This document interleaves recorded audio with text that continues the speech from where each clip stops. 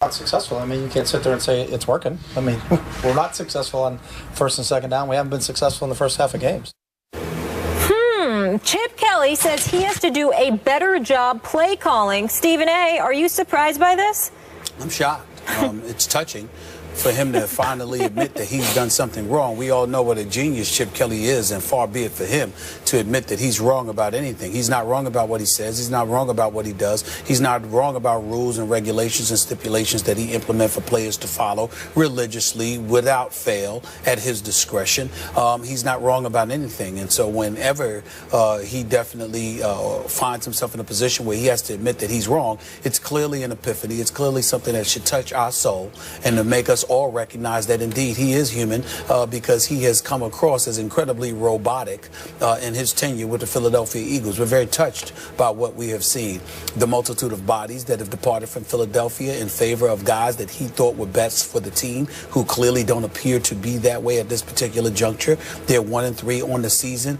Their offense is not the greatest in the world. They're ranked like 20, something around like 25th in terms of their passing attack. They've got like the 25th are ranked rushing. I'm sorry, they ranked 30th in rushing yards, because only Ryan Matthews is the only running back that appears to be able to run the football in Chip Kelly's system. From a receiver standpoint, of course, Jordan Matthews is in the second year. Riley Cooper, for some reason, is still on the roster. Nelson Aguilar is a rookie. All of those guys are individuals that Chip Kelly deemed were suitable replacements for the Deshaun Jacksons and Jeremy Maclins of the world. We ain't even getting into the offensive line. You've got a running game.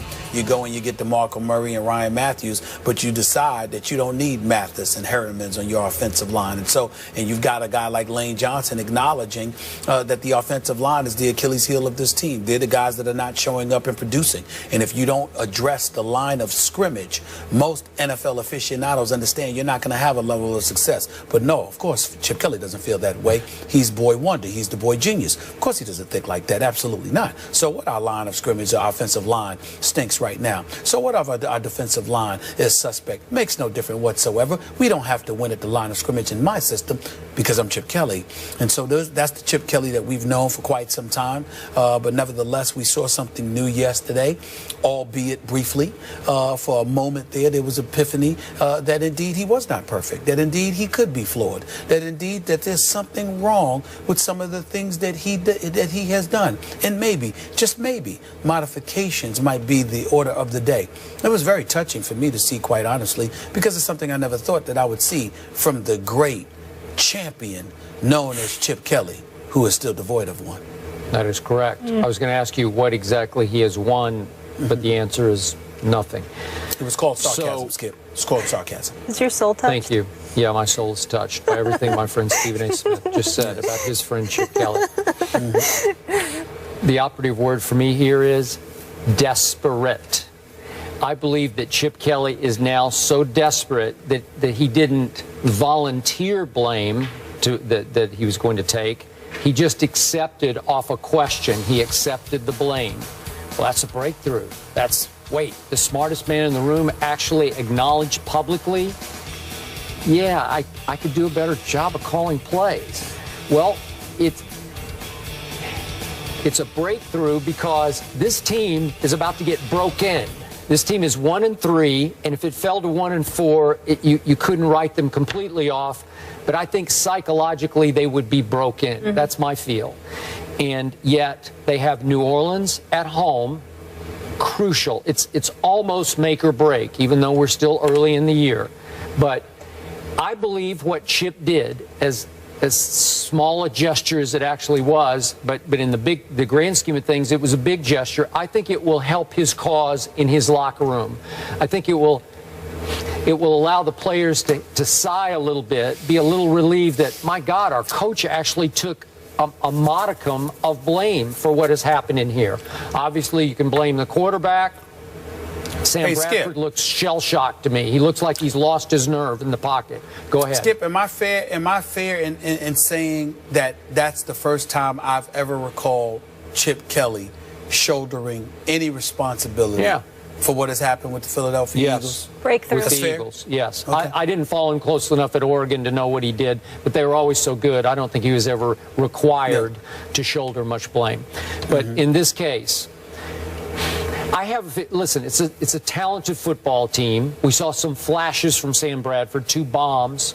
Although what Chris Culliver was doing on those 2 plays for the Redskins, I have no idea. It looked like he lost touch with reality and just forgot he was actually in the football game. And Amen to that. And said, wait a second. Oh, my God, just caught a touchdown pass. It's not like he spaced out. I don't know what he was doing. But those were 2 impressive bombs that Sam Bradford actually threw. He can throw it when you protect him and he doesn't flinch in the pocket. But it's still a talented football team, and I still think they can beat the Saints. And then they have 3 straight big primetime games. They got Monday night against your New York Football Giants at home. Then they go to Carolina on a Sunday night and go to Dallas on a Sunday night. Well, I don't think I'm not going to write them off yet, because I could see them winning 3 of these 4 games. I just could. And they could get in, as we just talked about, in the NFC East, you could get right back in the hunt. And if they do get back into the hunt in the NFC East, I think you'll look back at that moment in that press conference as maybe a pivotal turning point for Chip Kelly, that he said, yeah, I could do a better job. And his players are like, thank you.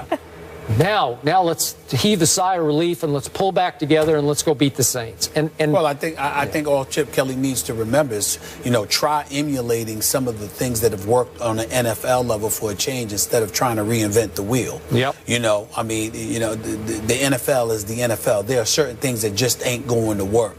And there's no question that I believe the Philadelphia Eagles have elite talent in the NFL. Yeah, they do. At some positions. Sure. I really, really believe. They're not scrubs. They're not scrubs. They can play.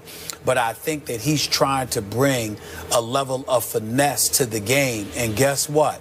When your chest is getting caved in, or your knees are getting cut from out under you, or you get knocked upside your head, finesse ain't gonna save you. You need some rough riders out there, and Chip Kelly's better get with that program. I'll go on record. They will beat the Saints at home. I know that's not a big deal, but favorite. I just think they'll beat them. We'll see. We'll see. Right. All right. Do you guys think the Colts are done? Andrew Luck is out. Matt Hasselbeck is in. Should Stephen A. be concerned about some bad luck hitting the... Forget him. It's my fantasy quarterback. Oh, well, that's all that matters. Yeah, obviously. Yeah. We'll be back in a minute.